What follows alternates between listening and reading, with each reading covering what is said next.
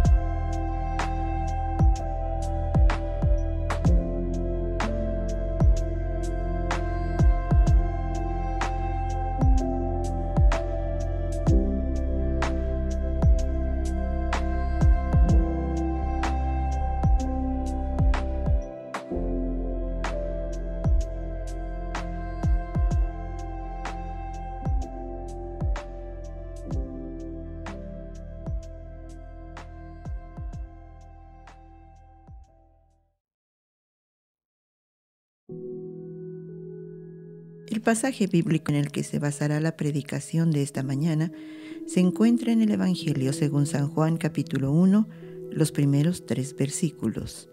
Y la palabra de Dios dice así: En el principio era el Verbo, y el Verbo era con Dios, y el Verbo era Dios.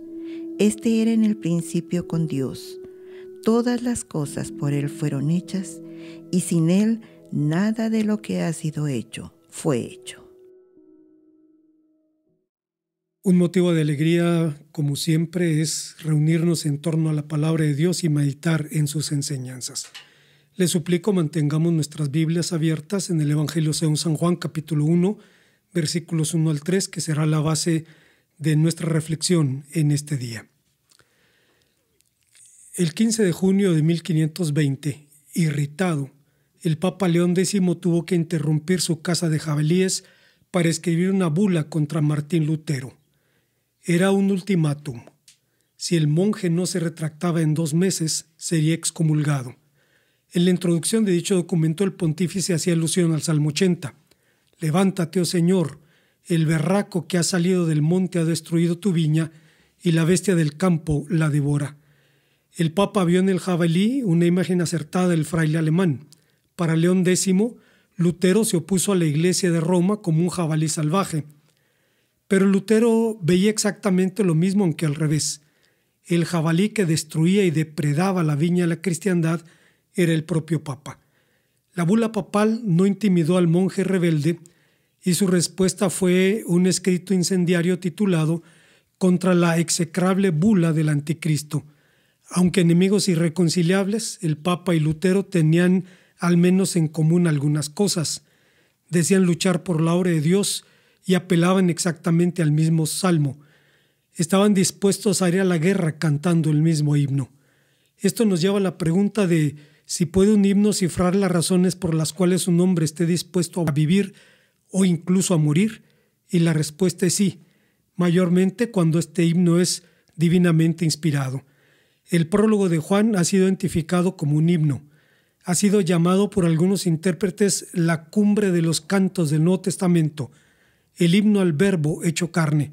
Se dice que este himno, que sirve de prólogo al cuarto evangelio, es una obertura espléndida para una obra tan grandiosa como el Evangelio de Juan. Dicho himno esboza algunos de los grandes temas que el Evangelio irá desarrollando a lo largo de su composición. ¿Qué canta de Cristo este himno? Veamos la respuesta que el texto nos ofrece. En primer lugar, canta su eterna divinidad. En la Biblia, los himnos son cantos escritos y entonados en el marco de los hechos poderosos de Dios. Junto al Salterio, el Antiguo Testamento contiene múltiples cánticos que celebran la salvación de Dios, razón por la cual el Nuevo Testamento incluye melodías con contenido espiritual que forman parte de la vida de la Iglesia.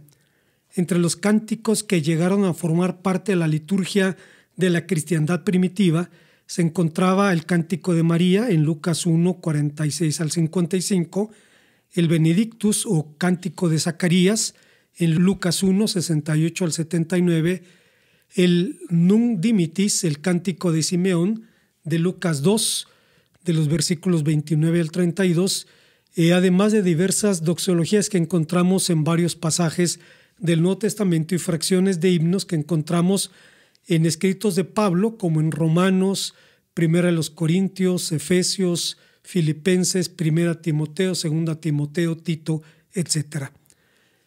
Decimos esto porque, a decir de algunos intérpretes, el prólogo de Juan debió ser en su origen un poema independiente nacido en alguna iglesia en la que el apóstol San Juan desarrolló su ministerio. Por el parecido ideológico del prólogo de Juan con otros escritos del Nuevo Testamento, se piensa que fue en la iglesia de Éfeso el lugar de origen de esta composición. Otros, en cambio, opinan que proviene de algún antiguo himno precristiano, pero en lo que todos están de acuerdo es que el protagonista es Jesucristo, el Verbo de Dios. A lo largo de la historia, la alabanza ha formado o ha sido parte importante de la liturgia del pueblo de Dios. Desde los propios días de Moisés, los hebreos entonaban alabanzas a Dios por sus hechos poderosos. En el siglo de oro de la monarquía hebrea se dio lugar a una institución que profesionalizó el ministerio musical, y algo similar ocurrió durante el medievo en la iglesia cristiana. Por otra parte, para nadie es un secreto el apasionado romance de Lutero con la música. Se gozaba en ella y la veía como un instrumento útil para la edificación y para la instrucción. De hecho, enseñó a la iglesia a cantar. Una actividad semanal en la iglesia de la Reforma era el ensayo del coro, que se recomendaba a las familias para que cantaran en el hogar después de la hora del catecismo. Es la razón por la que uno de los seguidores de Lutero lo llamó el ruiseñor de Wittenberg. Martín Lutero dijo algo interesante respecto al valor de la música en la vida cristiana. Dijo: la música es un hermoso don de Dios. A menudo ella me ha despertado y conmovido tanto que me dan ganas de predicar. San Agustín sentía remordimiento cada vez que se sorprendía deleitándose en la música. Le parecía pecaminoso. Era un espíritu selecto y estaría de acuerdo con nosotros si viviera, pero estoy en desacuerdo con los fanáticos que desprecian a la música. La música es un don de Dios. Ahuyenta también al demonio y hace alegre a la gente. Con ella olvidan su ira, su lascivia, arrogancia y cosas semejantes. Después de la teología, doy a la música el lugar más alto y de supremo honor. No cambiaría lo poco que sé de música por algo más grande. La experiencia prueba que después de la palabra de Dios, solo la música merece ser glorificada como señora y dominadora de las emociones del corazón humano. Sabemos que es aborrecida por los demonios, que les es insoportable. Mi corazón hierve y se desborda al escuchar la música, que tan a menudo me ha refrescado y me ha librado de grandes temores. Pero más grandioso que la música es su motivo. Más excelso que el más excelso de los cantos es el Señor, el más excelso de todos los seres. Así que debemos considerar una pregunta ineludible. ¿Por qué se llama a Cristo el Verbo en el cuarto evangelio? ¿Qué significa concretamente este nombre? Este término es la traducción de la palabra griega logos, a la que daban distintos significados desde la antigüedad. Para algunos era el eterno principio del orden del universo, para otros la ley suprema que rige el universo, otros más pensaban que era el fundamento de la vida racional y moral del hombre, e incluso algunos la veían como la expresión activa de la mente de Dios. Sin embargo, ni Juan ni el Señor Jesús eran griegos. Su pensamiento estaba arraigado en el mundo judío, especialmente en la Biblia, donde se personificó a la palabra de Dios como sinónimo de Dios mismo. Por esa razón, se ha dicho que seguramente el mejor comentario de Juan 1.1 se encuentra en el libro de los Proverbios, capítulo 8, versículos 27 al 30, donde la palabra del Señor dice: cuando formaban los cielos, allí estaba yo.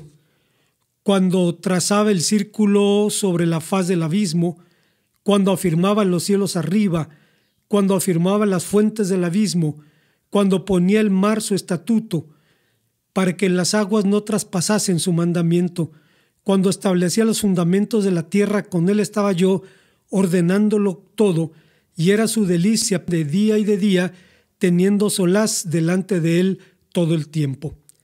Pero el Espíritu Santo guió al autor sagrado a escribir un mensaje que fuera comprensible tanto para judíos como para gentiles, lo que en pocas palabras sería un auténtico milagro, pues la mentalidad y los enfoques de la vida de ambos eran radicalmente distintos.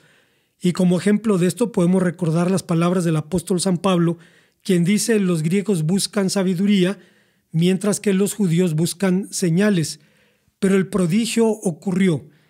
Pese a sus mentalidades y enfoques tan radicalmente distintos, ambos pueblos entendieron claramente el mensaje.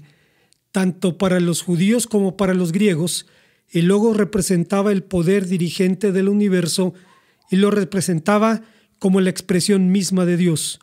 Los judíos recordaban que los cielos fueron hechos por la palabra de Dios, mientras que los griegos recordaban el principio racional que se expresa en las leyes de la naturaleza. Ambos estaban de acuerdo en que el Logos era el principio de todas las cosas. Con todo, ante pasajes como el que nos ocupa, algunos cristianos suelen decir: ¿por qué ocuparnos de cosas tan difíciles? Y la respuesta es simple: porque la palabra de Dios se ocupa de ellas y porque San Pablo dice que la Escritura es inspirada y útil, lo dice en 2 Timoteo 3:16, y porque si no sabemos bien lo que decimos creer, cualquier viento de doctrina nos puede arrastrar.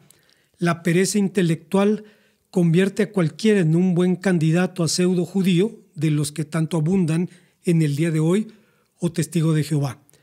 De modo que el verbo aquí expresa al Cristo preexistente y eterno, a la gente de la creación de todas las cosas.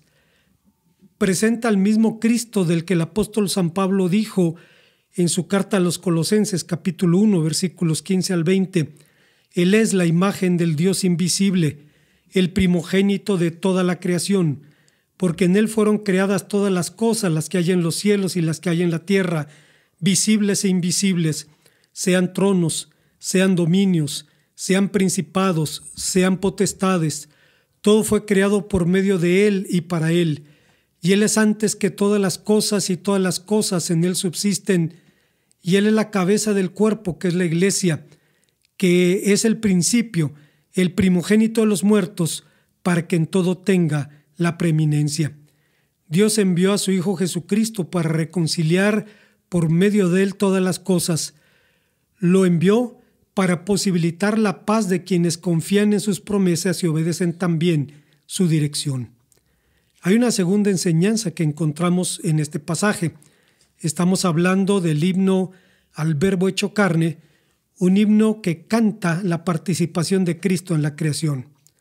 No es casualidad que el prólogo de Juan empiece con las palabras en el principio, justamente las primeras palabras de la Biblia. Ni es casualidad que hable de la luz, de las tinieblas, de la vida, y no es casualidad porque de hecho el Evangelio habla de un nuevo principio, de una nueva creación. Pero como la primera, esta creación no fue obra de un agente o de un ser subordinado, sino de la propia palabra de Dios. Cuando se refería a la primera creación, los judíos recordaban que por la palabra de Dios fueron hechos los cielos y la tierra. Salmo 33:6. Cuando los primeros cristianos hablaban de la segunda creación, es decir, de la salvación, recordaban que ésta había sido materializada también por la palabra de Dios, por el Verbo encarnado. Alguien dijo que la revelación ocurrió por primera vez en la creación y que por eso la creación y la salvación están íntimamente relacionados en el Nuevo Testamento. Ambos tienen que ver con la revelación de Dios. Es verdad que Dios se dio a conocer por primera vez en la creación, dio testimonio de quién es por lo que hizo, pero se da a conocer más claramente en la salvación, en la que crea a un nuevo hombre y a una nueva sociedad. Sin embargo, es inevitable preguntar por qué el Evangelio de Juan hace tanto énfasis en el papel de Cristo en la creación. La respuesta está en algunas ideas del tiempo de Juan que amenazaban a la Iglesia y que no han dejado de hacerlo hasta el presente. Ya a fines del primer siglo, una corriente de pensamiento llamado el gnosticismo, esta palabra viene del término gnosis, que significa conocimiento, esta corriente afirmaba que el mundo había sido hecho por un Dios inferior e ignorante y por tanto era un mundo malo por definición, y con él todo lo material era igualmente maléfico por origen. Y si lo material era malo, el cuerpo también lo era. Tal vez alguien se pregunte, ¿y eso qué tiene que ver con nosotros? ¿Qué nos interesa esa idea? Pues es el origen, entre otras cosas, de prácticas como las llamadas mortificaciones, prácticas que tienen que ver con la idea de castigar el cuerpo para ayudar al alma. Si usted ha visto a personas autoflagelándose, caminando de rodillas a algún santuario, poniéndose espinas en diferentes partes del cuerpo, tales cosas vienen de estas antiguas ideas paganas. Seguramente quienes lo hacen no tienen la más mínima idea de su origen, de modo que anticipando esos peligros, Juan enfatizaba el papel de Cristo en la creación. Dice que todo fue hecho por medio de Él y por tanto todas las cosas son buenas porque forman parte de su buena creación.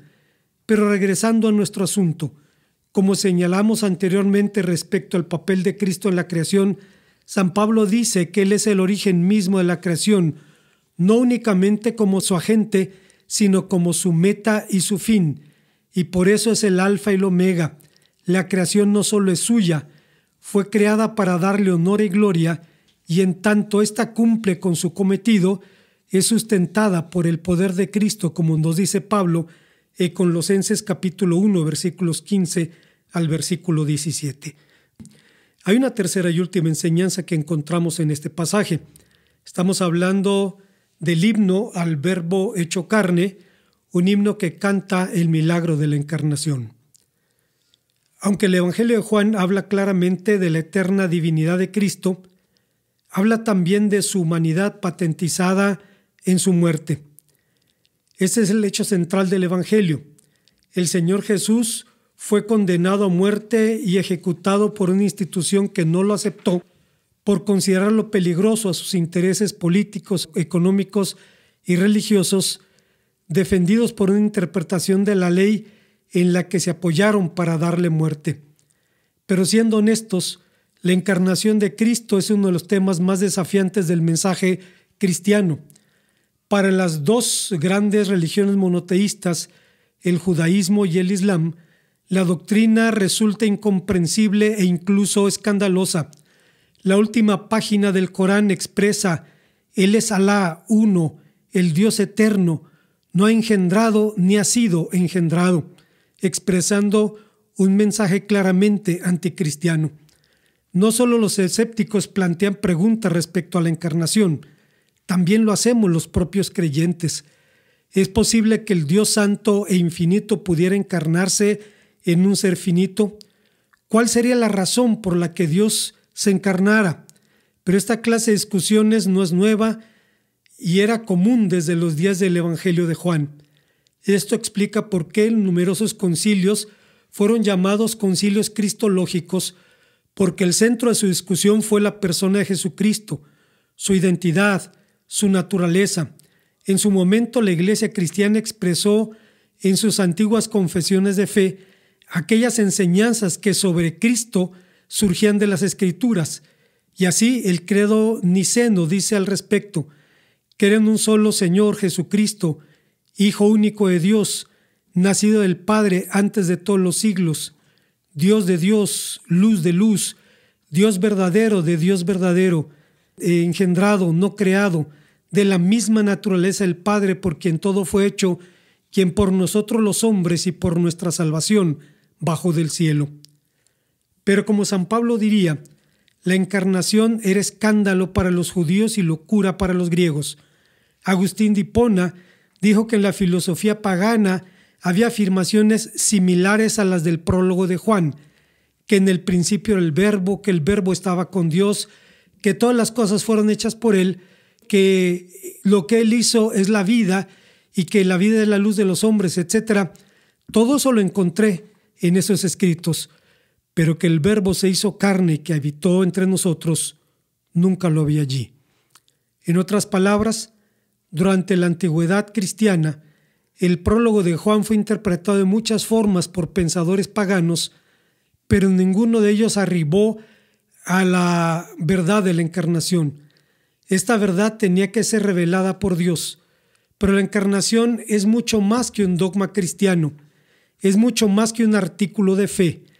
C.S. Lewis dice que la encarnación es de hecho el gran milagro de Dios. Él dice al respecto: el milagro central que afirman los cristianos es la encarnación. Dicen que Dios se hizo hombre. Todos los demás milagros lo preparan, lo exhiben o resultan de esto, exactamente igual que cada acontecimiento natural es la manifestación del carácter total de la naturaleza en un determinado lugar y momento. Así cada milagro cristiano manifiesta en un particular tiempo y lugar el carácter y el significado de la encarnación.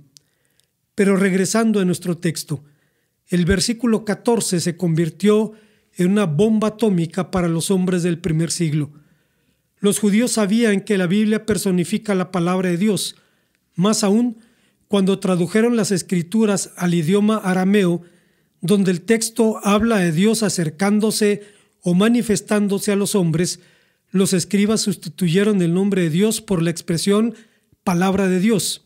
Así, por ejemplo, donde nuestra versión dice: y Moisés se acercó del campamento al pueblo para recibir a Dios, en Éxodo 19:7, las traducciones arameas dicen: y Moisés se acercó del campamento al pueblo para recibir la palabra de Dios.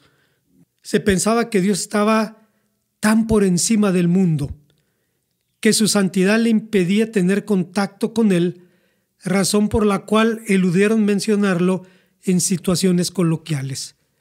Por todo lo anterior, la idea de que la palabra de Dios en carne era realmente escandalosa.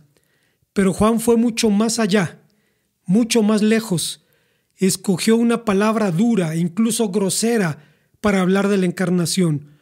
Utilizó la misma palabra que el apóstol San Pablo empleó en Gálatas 5, la palabra sarx, en donde, por ejemplo, Pablo habla de los frutos de la carne. En otras palabras, habla de la encarnación literal, de la humanidad literal de Cristo, idéntica a la nuestra, que su encarnación no fue una farsa, que parecía ser un hombre sin serlo. Pero el Espíritu Santo fue todavía más allá, revelando a Dios donde nadie esperaba verlo, revelando que escogió manifestarse donde nadie lo esperaba, en el sufrimiento, en la vergüenza, en la humildad, la impotencia, la insensatez de la cruz de Cristo. Para Juan, el Verbo no era un principio, sino un ser vivo y la fuente misma de la vida. No era una personificación, sino una persona divina. El Verbo era Dios mismo. Como persona divina y humana, Cristo nos da seguridad sobre su sensibilidad ante nuestras necesidades humanas y sobre la respuesta divina que solo Él puede darle. Como conclusión, como señalamos anteriormente, no es casualidad que el Evangelio de Juan inicie con las palabras en el principio, que son justamente las primeras palabras de la Biblia, porque el Evangelio es un nuevo principio y es una nueva vida, es también una nueva creación. Sin embargo, en las Crónicas de Narnia, C.S. Lewis dice que toda la creación fue realizada por el canto del león Aslan, y con su típico genio literario, C.S. Lewis dice: el león se paseaba de acá para allá por aquella tierra vacía cantando su nueva creación. Era más suave y más armoniosa que aquella con la que había hecho aparecer las estrellas y el sol, y una música dulce y susurrante. Y en la medida que caminaba y cantaba, el valle se volvía verde de hierba. Crecía desde los pies del león como un manantial. Subía corriendo por las laderas de las pequeñas colinas semejante a una ola, y en pocos minutos se arrastraba calladamente por las faldas más bajas de las distantes montañas, haciendo que aquel joven mundo fuera a cada momento más suave. Ahora se podía escuchar al ligero viento agitando la hierba, y pronto hubo otras cosas además de la hierba. En la Biblia Dios dice la palabra creadora, y todo llega a existir por ella. En las Crónicas de Narnia el león canta, y el resultado es idéntico. Obviamente C.S. Lewis no contradecía la Biblia, simplemente veía la creación como una inefable obra musical.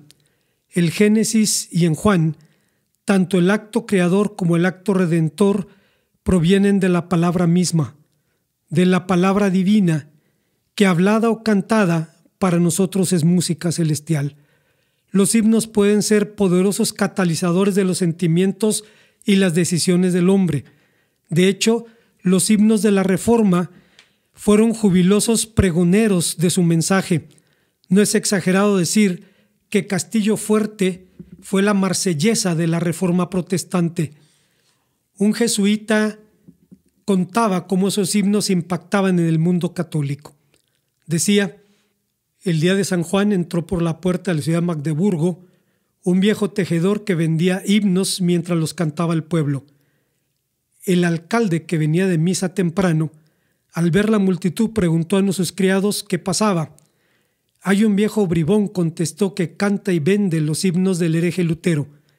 El alcalde lo hizo arrestar y lo arrojó a la cárcel, pero 200 ciudadanos intercedieron por él y fue dejado en libertad. Impotente, el jesuita escribiría: los himnos de Lutero matan más almas que sus sermones. Si eso hace un cantar humano, ¿qué puede hacer el himno más sublime de la Biblia? El himno al Verbo hecho carne. Dicho himno canta al fundamento de nuestra fe, al motivo de nuestra esperanza, al sujeto de nuestro amor. Canta a Cristo. Celebra también la firmeza de nuestro futuro. Es un himno con el que, cantando, podemos marchar seguros a la batalla y a la victoria. Oremos a nuestro Dios. Gracias, Padre, te damos porque tu palabra nos recuerda en quién hemos creído y de quién esperamos todas las cosas. Bendito seas por esto, en Cristo Jesús. Amén. Quiero agradecer a todos los participantes del servicio de resurrección la semana pasada. Fue una bendición estar juntos, aunque sea un poco a la distancia, y anunciar la celebración del próximo domingo 18 de abril a las 10 a.m., allí en la propiedad de Villa Corregidora, en Hacienda del Jacal, siguiendo exactamente las mismas medidas sanitarias. Recordarles que será a las 10 de la mañana, el 18 de abril, y les pido que vean las indicaciones que señalan las normas de seguridad que tenemos que observar para reunirnos de esa manera. A quienes no puedan participar en este servicio, el domingo a las 12 el sermón estará en YouTube. Dios nos bendiga.